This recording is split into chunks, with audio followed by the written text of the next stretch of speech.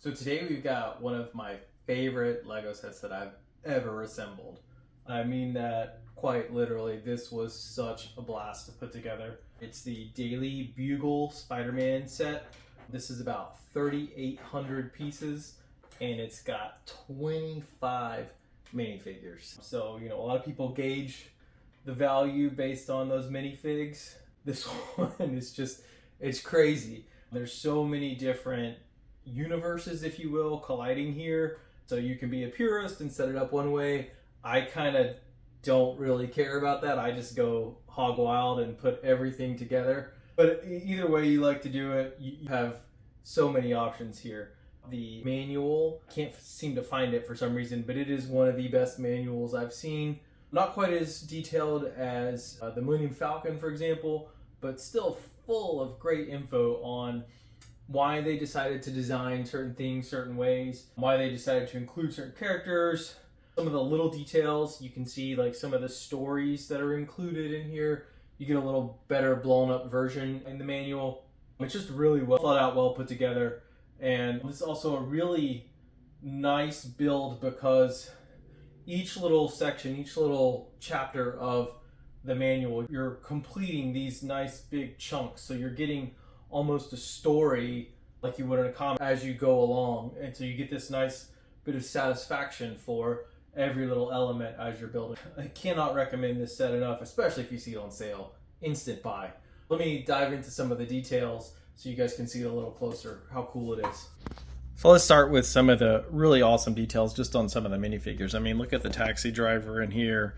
You see Gwen and a few others have some sort of animated web slinging going on. You've got this cool constructed tower for Sandman. You even got Daredevil and Punisher in here for those who are really getting into that universe now as those become popular, kind of rebooted.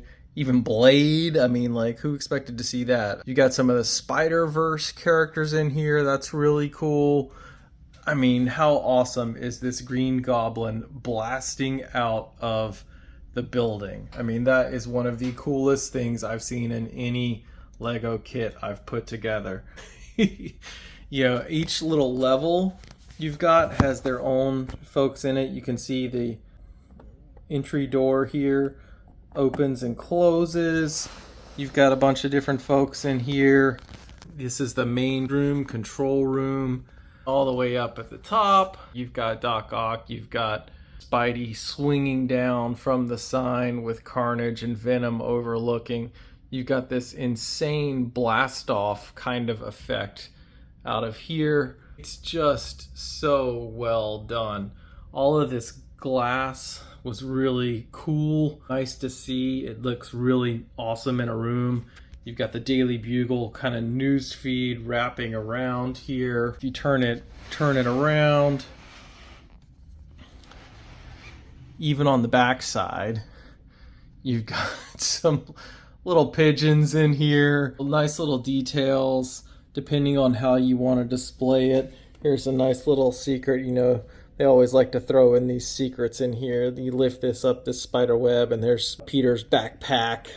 There's some stuff hidden in the trash bins back here. There's Miles Morales making an appearance, another Spider-Verse character. It is just absolutely loaded with cool things.